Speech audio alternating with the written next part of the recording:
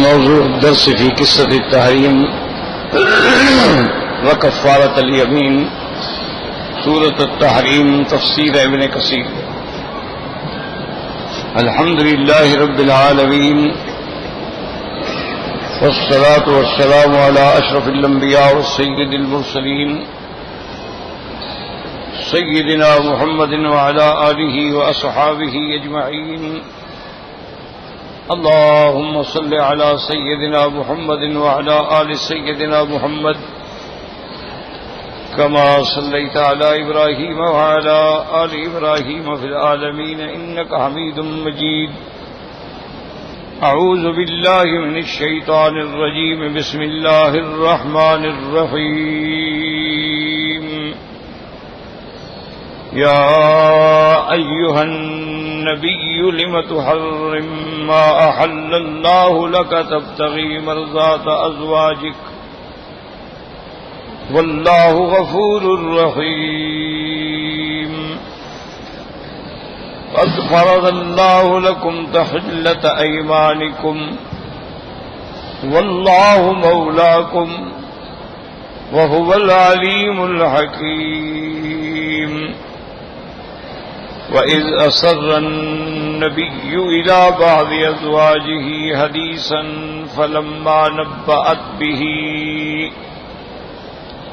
فلما نبأت به وأظهره الله عليه عرف بعضه وأعرض عن بعض. فلما نبأها به قالت من أنبأك هذا؟ قال نبأني العليم الخبير. إن تتوبا إلى الله فقد صغت قلوبكما وإن تظاهرا عليه فإن الله هو مولاه وجبريل وصالح المؤمنين والملائكة بعد ذلك ظهير. عسى ربه إن طلقكن أن يبدله أزواجا خيرا منكن مسلمات مؤمنات قانتات تائبات عابدات صائحات سيبات وأبكارا.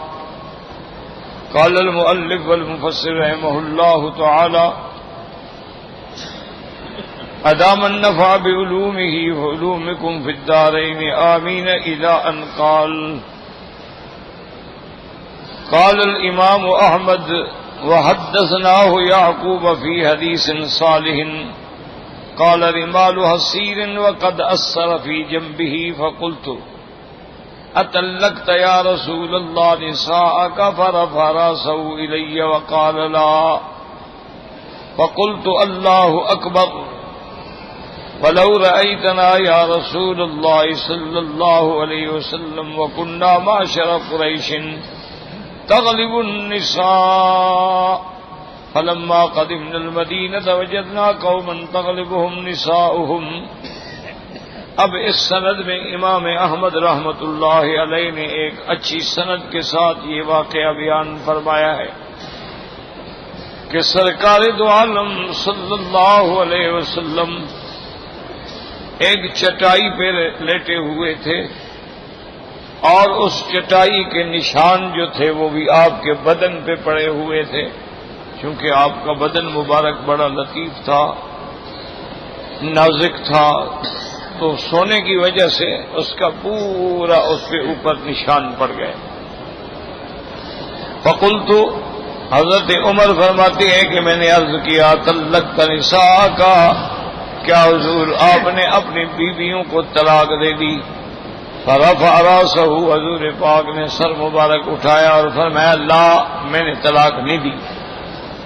فقلت اللہ اکبر، تو میں نے اللہ کا نام لیا کہ الحمدللہ کہ ازواج رسول پاک کو طلاق نہیں ہوئی. اس کے بعد میں نے کہا وَلَوْ رَأَيْتَنَا يَا رسول اللہ صلی اللہ علیہ وسلم، آپ اگر دیکھیں تو ہم قریش کے لوگ جو تھے ہمیشہ عورتوں پہ غالب ہوتے تھے، عورتوں کو چوں چرا کرنے کی بھی طاقت نہیں ہوتی تھی، لیکن جب ہم مدینہ منورہ میں پہنچے تو یہاں دیکھا کہ عورتیں جو ہیں وہ تو الٹا مردوں پہ غالب آ گئی ہیں۔ فَاتَّفِقَ نِسَاؤُنَا يَتَعَلَّمْنَ مِن نِّسَائِهِمْ، کہتا ہے کہ ہماری عورتوں نے بھی پھر مدینہ پاک کی عورتوں سے جو عادات ہیں وہ سیکھی اور ان میں بھی وہ عادتیں آ گئیں۔ فرماتے ہیں فَغَضِبْتُ عَلَىٰ امْرَأَتِي يَوْمًا فَإِذَا هِيَ تُرَاجِعُنِي، ایک دن میں اپنی بیوی پہ ناراض ہوا تو میری بیوی نے مجھے منہ پہ جواب دینا شروع کیا۔ فَأَنْكَرْتُ أَن تُرَاجِعَنِي فَقَالَتْ، میں نے کہا عجیب بات ہے، تمہاری یہ ہمت ہو گئی ہے، جرت ہو گئی ہے کہ میرے سامنے جواب دیتی ہو؟ تو اس نے کہا کہ مَا تُنْكِرُ أَنْ أُرَاجِعَكَ، کیوں ناراض ہو رہے ہو کہ میں تمہیں جواب دے رہی ہوں؟ فَوَاللَّهِ إِنَّ أَزْوَاجَ النَّبِيِّ صلی اللہ علیہ وسلم لَيُرَاجِعْنَهُ، حضور صلی اللہ علیہ وسلم کی بیویاں جو ہیں وہ بھی حضور کو جواب دیتی ہیں۔ وَتَحْجُرُهُ إِحْدَاهُنَّ الْيَوْمَ إِلَى اللَّيْلِ، اور بعض بیویاں تو ناراض ہو کے پورا دن حضور سے بات بھی نہیں کرتی۔ وَقُلْتُ قَدْ خَابَ مَنْ فَعَلَ ذَلِكَ مِنْكُنَّ وَخَسِرَتْ، میں نے کہا یہ تو بہت بری بات ہے، جس نے بھی ایسا کیا اس نے اپنے آپ کو نقصان میں ڈالا۔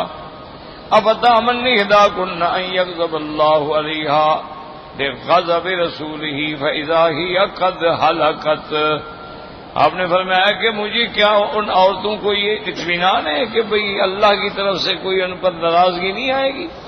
جب اللہ کے رسول کو ناراض کریں گی تو اللہ کے رسول کی ناراضگی کی وجہ سے اللہ ناراض ہو جائیں گے، اور اگر اللہ ناراض ہو گئے تو پھر اس کے لیے تو ہلاکت کے سوا کوئی چارہ نہیں ہے۔ تو یاد رکھیں اور مسئلہ سمجھیں کہ اسلام میں اعتدال ہے، ایک ایسا جامع معنی کامل مکمل دین ہے اور جس میں ہر بات میں اعتدال ہے، نہ افراط ہے نہ تفریط۔ اسلام یہ کہتا ہے کہ خامن جو ہے وہ گھر میں چونکہ اپنے گھر کا سربراہ ہے، اللہ نے اس کو عورتوں پہ فضیلت دی ہے اور وہ تمام گھر کے امور کا سنبھالنے والا ہے، ان کا نفقہ سکنا خرچہ سب برداشت کرنے والا ہے۔ تو اس لیے پھر ایک مردوں کا ایک مقام ہونا چاہیے کہ ان کے سامنے عورتیں جو ہیں وہ کوئی ایسی بات نہ کریں جو اس کی شان کے خلاف۔ اور مردوں کو بھی اللہ نے حکم دیا ہے کہ تم لوگ بھی ایسی سختی نہ کرو، اور عورتوں سے بھی کہا ہے کہ تم ایسی نافرمانی نہ کرو کہ معاملات جو ہیں اس حد پہ پہنچ جائیں کہ اب ماں سوا طلاق کے راستہ ہی نہ رہے۔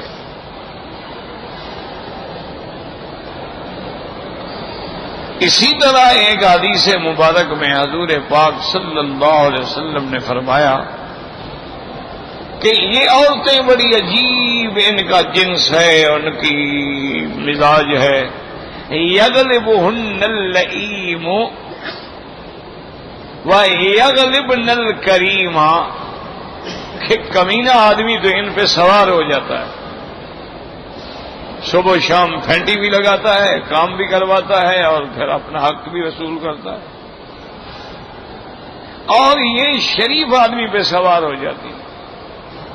اگر خاوند شریف ہو تو یہ بھی پھر اس کو لگام ڈال کے رکھتی ہے۔ حضور نے فرمایا ان کی تو فطرت میں ہے، لیکن بہرحال ہم لعین تو نہیں بنیں گے نا، کریم ہی بنیں گے، ہم برداشت کریں گے۔ اسی طرح حضور صلی اللہ علیہ وسلم نے فرمایا کہ تمہاری بیوی جو ہے اور ہر عورت جو ہے وہ بائیں پسلی سے اور ٹیڑھی پسلی سے پیدا ہوئی ہے، اس میں ٹیڑھا پن تو ہوتا ہے، وہ جو اصلیت ہے وہ تو رہے گی اس میں، تو اس کو اتنا نہ سیدھا کرنے کی کوشش کرنا کہ وہ ٹوٹ جائے، اور بالکل بھی ڈھیلا نہ چھوڑ دینا کہ وہ مزید ٹیڑھا پن اختیار کر لے، تو تھوڑا دبدبا بھی ہو اور ایک روایت میں حضور نے فرمایا کہ عصا جو ہے نا وہ لٹکتا رہے گھر میں، اس کو پتہ بھی ہو کہ بھئی صرف کتاب نہیں پڑھتا، ڈنڈا بھی ہے اس کے پاس، لیکن استعمال بھی نہ کرو، یعنی اس کے لیے ایک دہشت ہو، ایک ڈر ہو، تاکہ وہ حد اعتدال میں رہے۔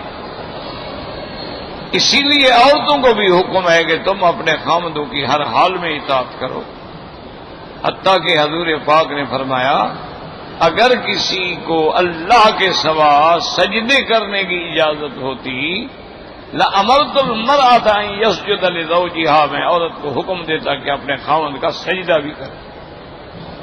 تو اس لیے عورت جو ہے وہ خاوند کے لیے ایسے ہے کہ اس کی فرما بردار ہو، اور حضور نے فرمایا سب سے اچھی بیوی اور عورت وہی ہوتی ہے کہ جب خاوند نظر ڈالے اذا نظر الیہا سرت ہو، خوش ہو جائے کہ اچھا لباس ہے، اچھی شکل ہے، مسکرا کے خاوند کا استقبال کر رہی ہے، اور خاوند دیکھ کے خوش ہو رہا ہے، گھر بنا ہوا ہے، بیڈ روم سجا ہوا ہے، ڈرائنگ روم ٹھیک ہے، بچوں کے ڈریسز ٹھیک ہیں، کھانا بڑا مہذب انداز میں بنایا گیا ہے، اور فرمایا اذا امرها اطاعت، اور جب کوئی حکم کرے تو اطاعت کرے، فاذا غاب عنها، اور جب خاوند غائب ہو جائے، گھر میں نہ ہو، باہر جائے، سفر پہ جائے، کام پہ جائے، حفاظت ہو، اس کی عزت کی بھی حفاظت کرے، اس کے مال کی بھی حفاظت کرے۔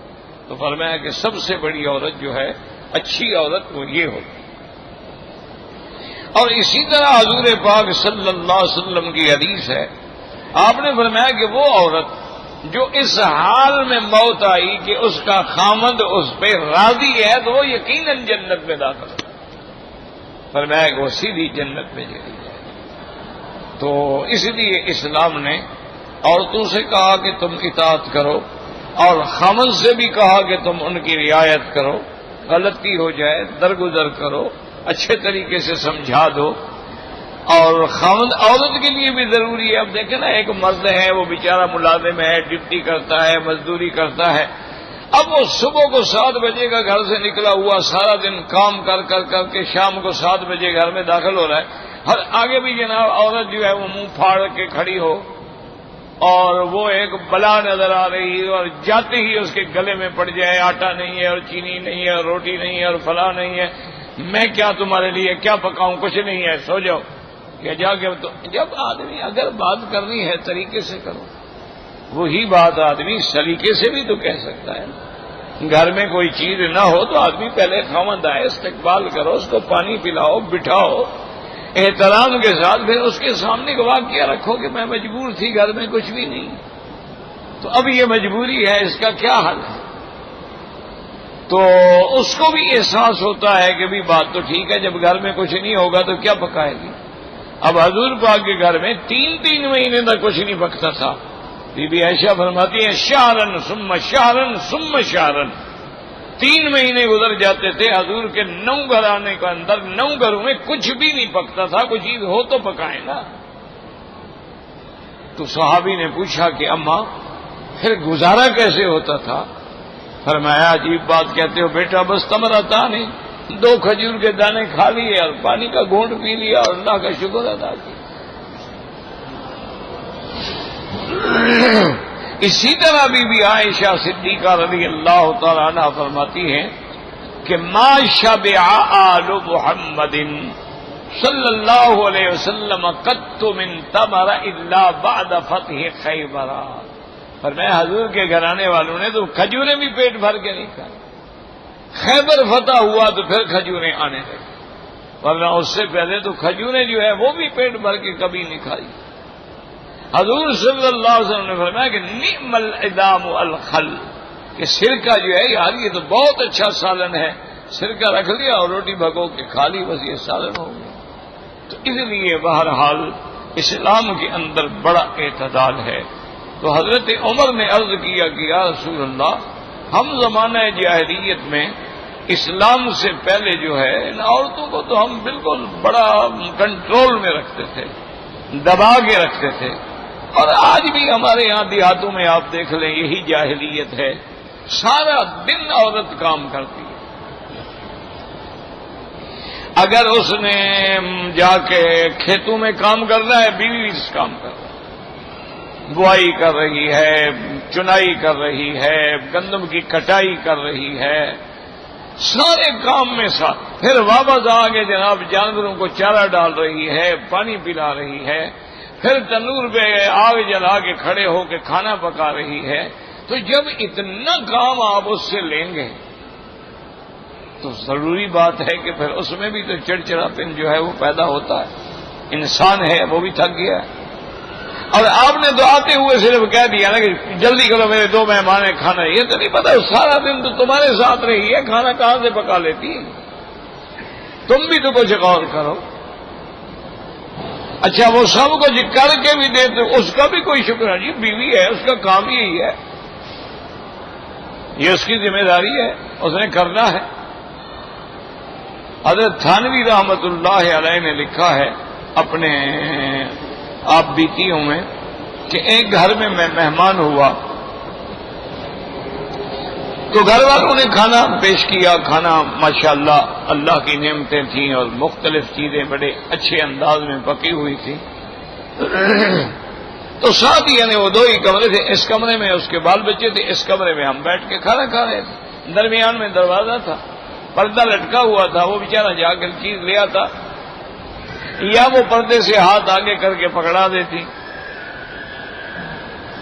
تو حضرت تھانوی رحمت اللہ علیہ فرماتے ہیں کہ جب میں نے کھانا کھایا تو اللہ کا بھی شکر ادا کیا اور میں نے کہا کہ بھائی اللہ تمہیں جزائے خیر دے، اور اللہ اس بی بی کو بھی جزائے خیر دے جس نے اتنا اچھا کھانا بنایا ہے کہ میں تو کھا کے بہت خوش ہوا ہوں. ماشاءاللہ کتنی محنت کی ہے. فرماتے میں نے اتنی بات کی تو کمرے سے ایسے کہ معلوم ہوا کہ جیسے کسی عورت کی چیخ نکل گئی. تو میں نے اس کا پتہ کرو بھی کیا ہو گیا، خیر تو ہے.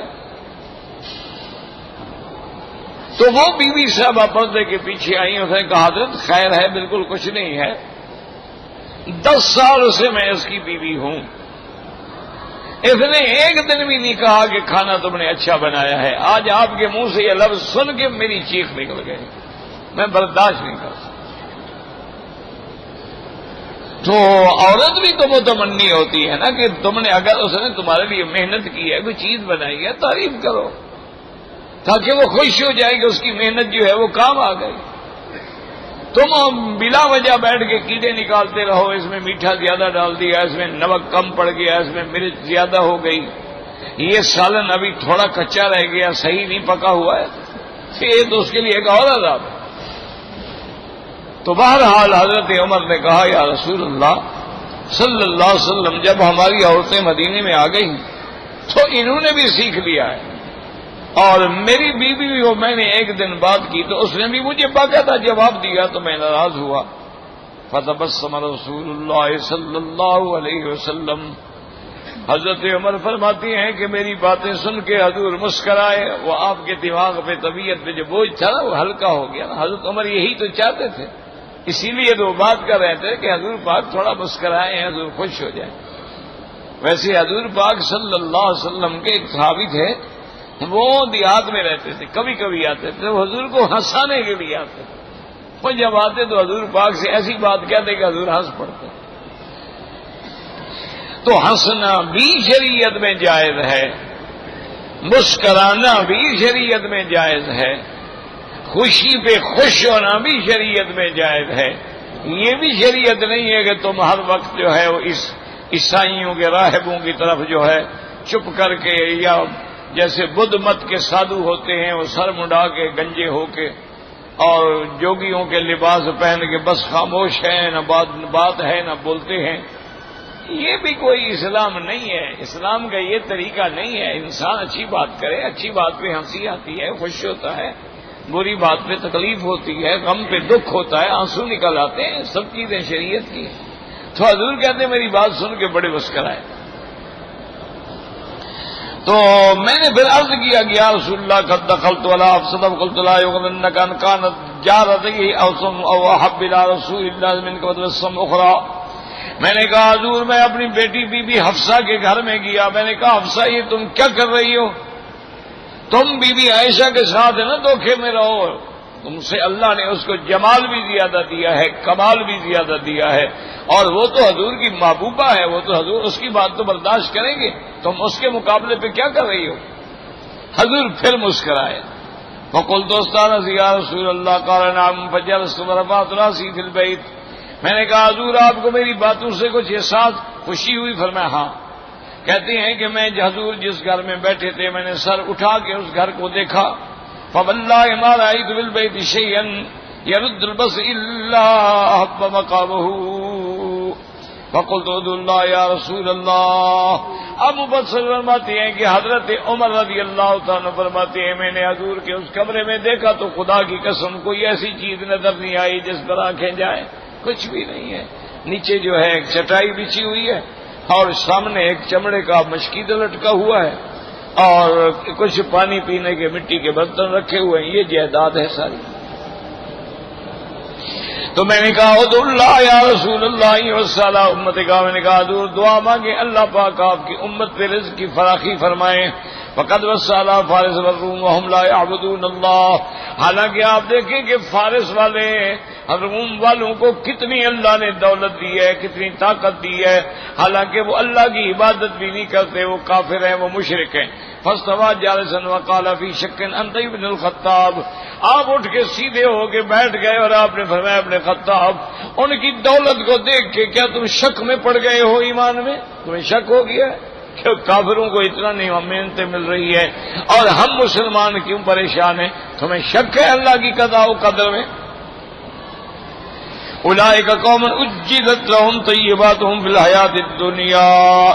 آپ نے فرمایا وہ لوگ ہیں جن کو اللہ نے دنیا میں ہر چیز دے دی ہے چونکہ آخرت میں ان کا کوئی حق نہیں ہے اور ان کے پاس جو نعمتیں ہیں وہ فانیہ ہیں اور اللہ مومن کو وہ نعمتیں دے گا جو سرمدیہ ہوں گی، باقی ہوں گی، جو کبھی فنا ہونے والی نہیں ہوں گی. فقلت استغفر لي يا رسول الله وكان اكثر الله يدخلهن شهرا وكان اقسم الله يدخلن عليهن شهرا من شدة موجودتي عليهن آتبه الله عز وجل. میں نے کہا حضور میرے لیے اللہ سے معافی مانگے کہ میری زبان سے یہ کلمہ کیوں نکلا. اب حضرت عمر فرماتی ہیں کہ اصل بات یہ ہے کہ حضور پاک نے قسم کھا لی تھی کہ 1 مہینے تک میں اپنی بیویوں کے پاس نہیں جاؤں گا. آپ نے یعنی ایلا فرما لیا تھا. چونکہ آپ کو جو تکلیف ہوئی ان کے باتیں کرنے سے تو حضور پاک نے پھر ساری بیویوں کے پاس جانا جو ہے چھوڑ دیا. وقد رواه البخاری ومسلم والترمذی والنسائی من طرق زہری به واخرجه الشیخان من حدیث یحییٰ بن سعید الانصاری عن سعید بن جبیر عن ابن عباس قال مکثت سنة اريد ان اسألها عمر بن الخطاب عن آیت ومستتی ونصر حیبتا له. حضرت ابن عباس فرماتی ہیں کہ میں 1 سال تک انتظار کرتا رہا حضرت عمر سے یہ بات پوچھنے کے لیے، لیکن ان کی حیبت ایسی تھی کہ میں پوچھ نہیں سکتا تھا. اور اس کے بعد خرج حاجا فخرجت معه. حضرت جب حج کے لیے چلے تو میں بھی آپ کے ساتھ تھا. فلما رجعنا وكنا ببعض الطريق ادل الى الاراك لحاجه له. حضرت عمر کے میں ساتھ تھا سفر میں. جب حج کر کے ہم واپس آ رہے تھے تو آپ اپنے راستے سے ہٹ کے کیکر کے درخت تھے اس کی طرف چلے گئے اپنی حاجت پوری کرنے کے لیے. قال وقت وطا ثم سرت معه. جب آپ فارغ ہو کے آئے تو میں ساتھ چلا. فقلت یا امیر المؤمنین من اللتان تظاہرتا علی النبی صلی اللہ علیہ وسلم. میں نے آپ سے پوچھا کہ حضرت آپ بتائیں وہ 2 عورتیں کون تھیں جنہوں نے حضور صلی اللہ علیہ وسلم پر یہ بات کی. هذا لفظ البخاری. لیکن یہاں جواب نہیں، اگلی آیت میں جواب موجود ہے کہ بی بی عائشہ اور حفصہ مراد ہے.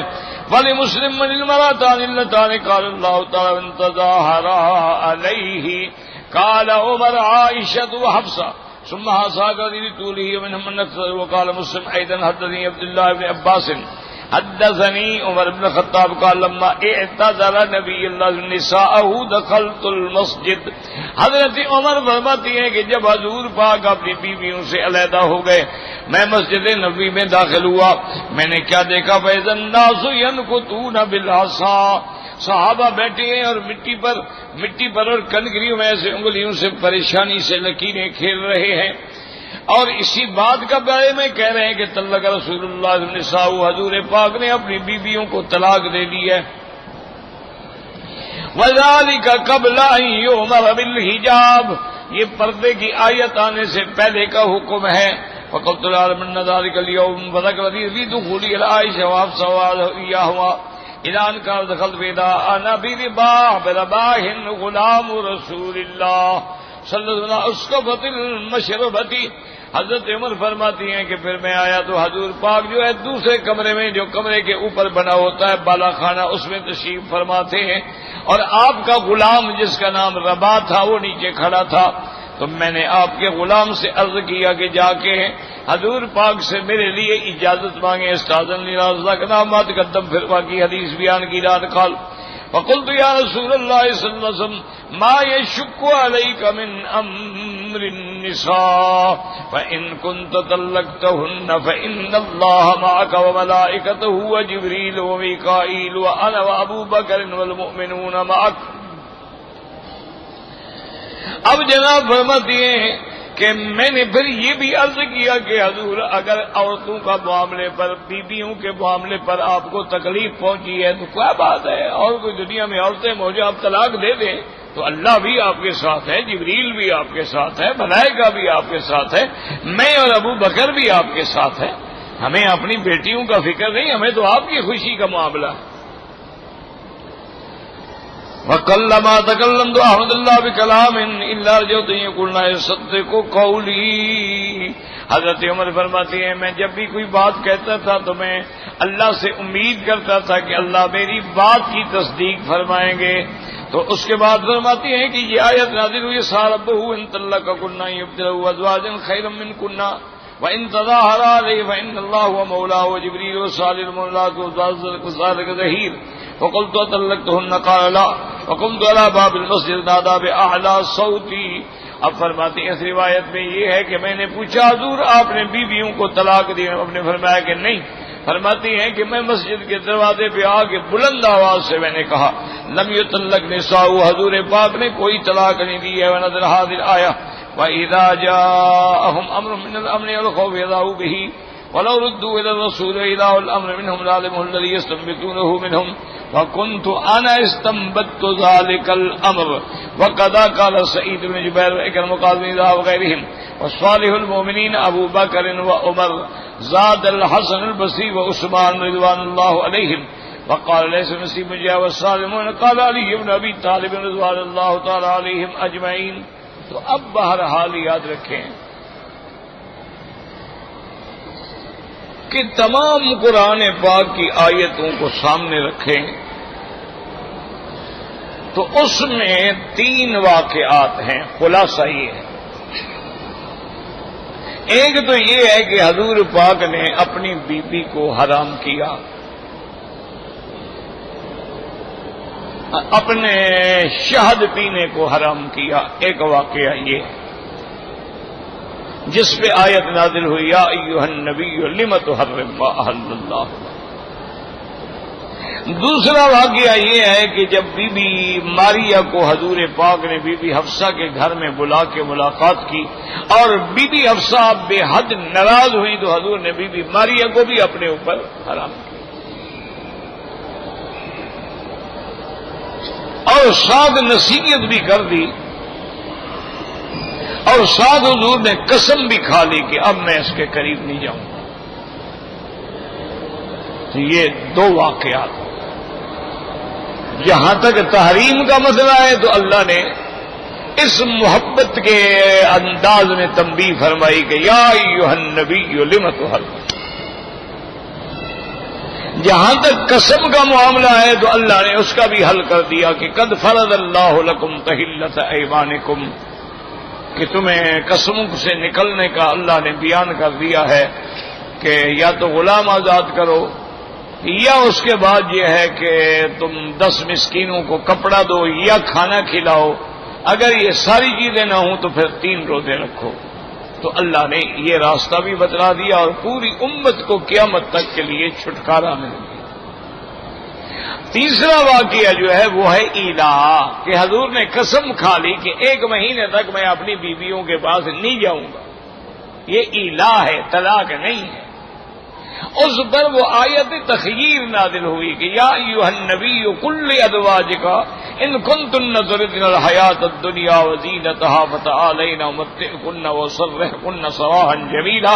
میرے نبی آپ اپنی بیویوں کو جا کے کہہ دیں کہ اگر دنیا چاہتی ہو تو آؤ مجھ سے طلاق لے لو. وَإِن كُنتُنَّ تُرِدْنَ الْآخِرَةَ، اگر تم آخرت چاہتی ہو تو پھر وہاں تمہارے لیے بہت بڑا اجر و ثواب ہے. تو وہ آیت تخییر ہے. آیت تخییر الگ ہے، آیت تحریم الگ ہے، اور قسم کے کفارے کا بیان الگ ہے. تو یہ 3 معاملات ہیں. اس لیے محدث امام ابن کثیر نے ساری روایتوں کو جمع کیا ہے کہ حضرت عمر نے یہ کہا، یہ کہا، یہ کہا.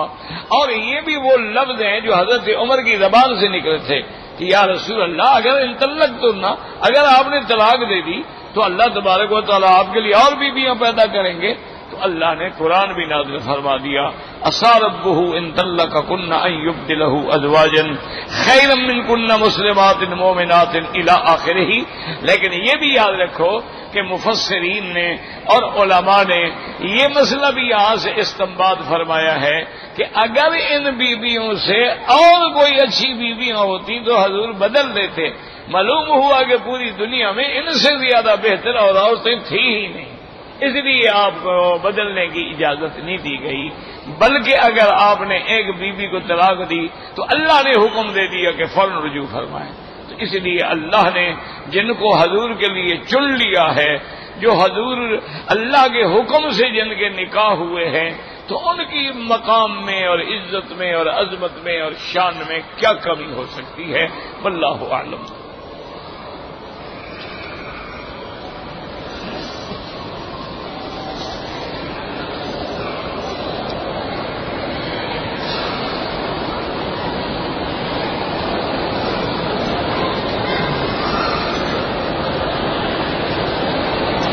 کہتے جی کہ میرا نام جو ہے وہ سفیان خان ہے.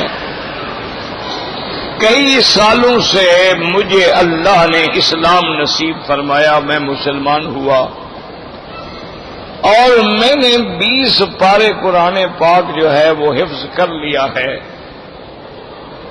اب جو ہے میں یہاں پڑھنا چاہتا ہوں. میرے بھائی اس کا آسان حل یہ ہے کہ ایسے معاملات میں کچھ نہیں کر سکتا.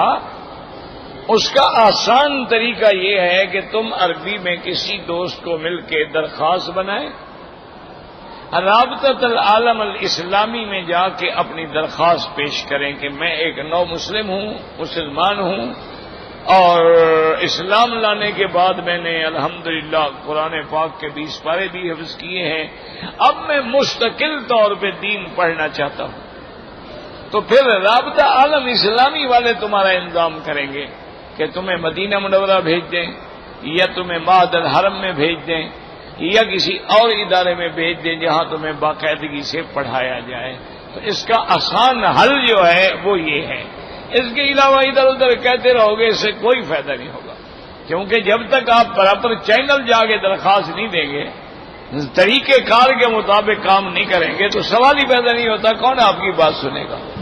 تو اپنا وقت بھی ضائع نہ کریں، اور بلا وجہ کوئی آدمی اس میں مدد آپ کی نہیں کر سکتا ہے. سیدھا یہاں مکہ مکرمہ میں بھی دفتر ہے رابطہ عالم اسلامی کا، کہیں دور جانے کی ضرورت نہیں ہے. کسی چھوٹے سے بچے سے بھی پوچھیں گے وہ آپ کو بتائیں گے کہ جہاں ہوٹل انٹر کانٹیننٹل ہے نا، وہاں پر ساتھ ہی رابطہ عالم اسلامی کا مرکزی دفتر ہے. درخواست لکھ کر وہاں جو بھی رئیس ہیں، نائب الرئیس ہیں، مدیر ہیں، جو بھی یعنی وہاں بڑے عہدے کا آدمی ہے، اس کو جا کے ملیں، ان کو بتائیں، انشاءاللہ وہ فوراً حل کریں گے. کیونکہ یہ گورنمنٹ جو ہے بڑا تعاون کرتی ہے ان لوگوں سے جو اسلام لا رہے ہیں، جو اسلام میں آ رہے ہیں. ان کے لیے انہوں نے باقاعدہ ادارے بنائے ہیں کہ ان کو تعلیم دیں، ان کو دین سکھائیں، نماز سکھائیں، روزہ سکھائیں. باقاعدہ مستقل ادارے ہیں اور ان کو باقاعدہ تعلیم دی جاتی ہے، اور ان کے تمام اخراجات جو ہے وہ بھی یہ حکومت برداشت کرتی ہے. تو تو ویسے تو الحمدللہ یہاں ہر تعلیم جو ہے مفت ہے. اب دیکھیں تحفیظ القرآن کے کتنے مدارس ہیں، لیکن بچوں سے کوئی فیس نہیں لی جاتی. اسی طرح جو ان کے سرکاری مدارس ہیں، یعنی مؤدب سے لے کر پرائمری سے لے کر یونیورسٹی تک چلے جائیں، کوئی فیس نہیں لی جاتی. حکومت مفت پڑھاتی ہے، بلکہ کتابیں بھی حکومت دیتی ہے بچوں کو. اچھا، اور آپ جب یونیورسٹی میں پہنچ جاتے ہیں، آپ کو داخلہ مل جائے، تو پھر بچوں کو بعض کو 1000، بعض کو 2000، بعض کو 3000 ریال وظیفہ بھی دیتی ہے پڑھنے کے لیے. تو انہوں نے تو ماشاء اللہ، اور اللہ ان کو توفیق دے کہ زیادہ سے زیادہ خدمت کر سکیں. کیونکہ یاد رکھو، دنیا کا کوئی ملک جو ہے جب تک وہاں تعلیم نہیں ہوگی وہ ملک کبھی ترقی نہیں کر سکتا. ایک بات ہمیشہ یاد رکھو، کوئی بھی دنیا کا ملک ہو، اگر تعلیم نہیں ہے، اسی لیے آپ دیکھیں نا جی کہ ہمارے دیہات بیچارے جو ہے آج تک تباہ حال ہیں، برباد ہیں. آج بھی ہاری کا وہی حال ہے، آج بھی مزارے کا وہی حال ہے جو 50 سال پہلے تھا.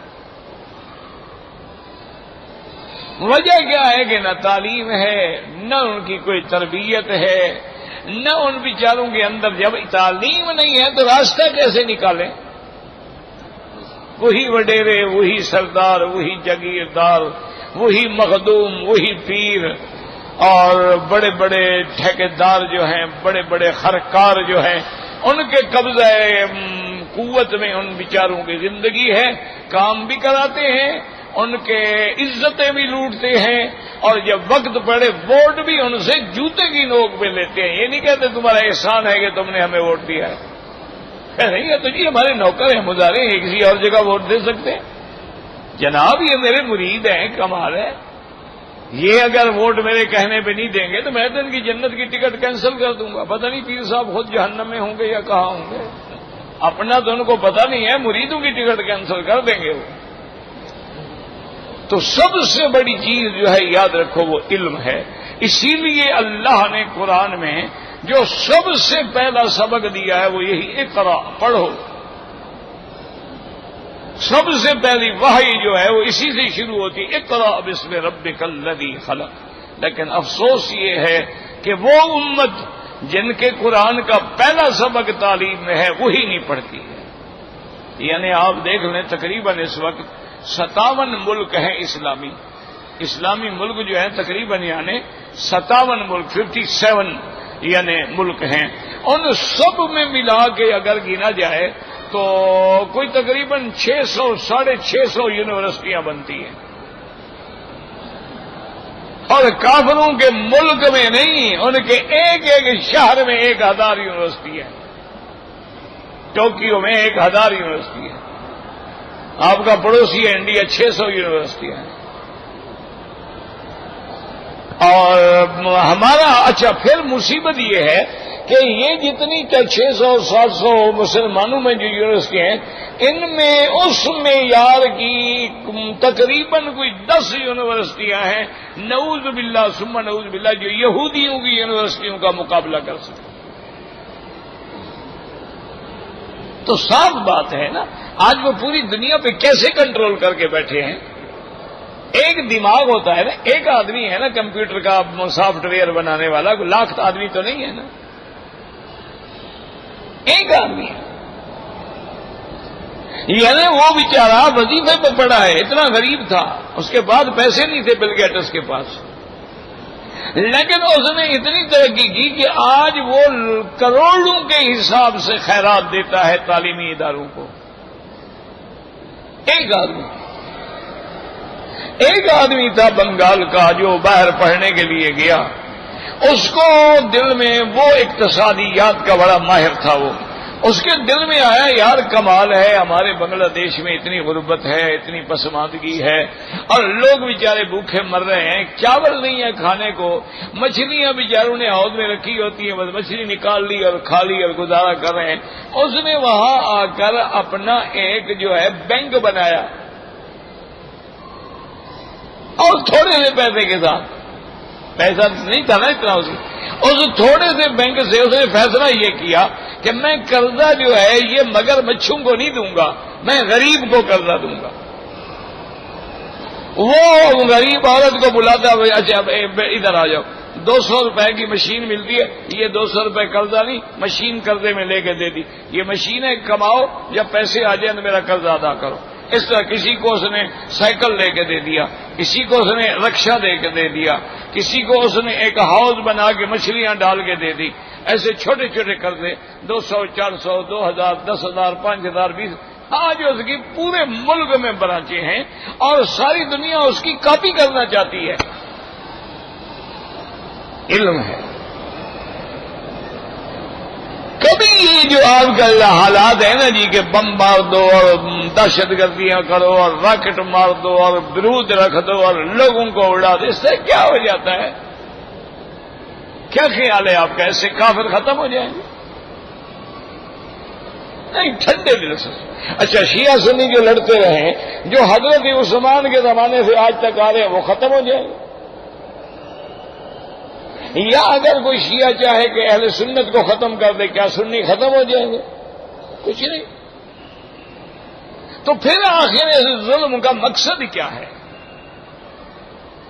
اس دہشت کا، اور اپنے اوپر ایک لیبل لگوا لیا ہے پوری دنیا میں کہ مسلمان ایسے اور مسلمان ایسے اور مسلمان ایسے، اور خاص طور پہ داڑھی والے ایسے اور داڑھی والے ایسے اور دینی مدرسوں والے ایسے۔ یہ ساری بدنامیاں لینے کی کیا ضرورت ہے؟ آج تو میرا بھائی علم ہے، علم حاصل کرو، علم کے ذریعے غربت کو بدل ڈالو۔ دیکھو نا کتنے لوگ ہیں، پہلے ہماری پیداوار جو تھی کپاس کی، اچھی کپاس اگر ہو جائے تو زیادہ سے زیادہ اوسط 9-10 من آتی تھی کلے کی۔ اچھا، ہمیں یاد ہے، اور 40 روپے ریٹ ہو جائے تو سمجھا جاتا تھا بڑا ریٹ ہو گیا جی، 40 روپے ماننا۔ آج انہوں نے جناب، وہ علم ہے نا، انہوں نے جناب بیج ان کو قلم کیا، بیج بدلا، پھر بدلا، پھر بدلا، پھر بدلا، ایسے بیج آ گئے ماشاءاللہ کہ اب 60 من 70 من 1 ایکڑ سے پیداوار نکلتی ہے۔ ایسے بیج ڈالے ہیں کہ اب 100 من گندم نکل آتی ہے۔ ایسے بیج انہوں نے ڈالے ہیں کہ 2,000 3,000 من گنا نکل آتا ہے۔ ایسا انہوں نے پھر اس کا بجارہ بنایا ہے کہ اس کا پانی جو ہے اتنا زیادہ نکلے تاکہ شوگر بنانے کی اوسط جو ہے وہ بڑھ جائے۔ تو یہ عقل کام کرتا ہے۔ تم ڈنڈے سے لڑو گے تو کچھ بھی نہیں ہوگا۔ علم حاصل کرو، علم عام کرو۔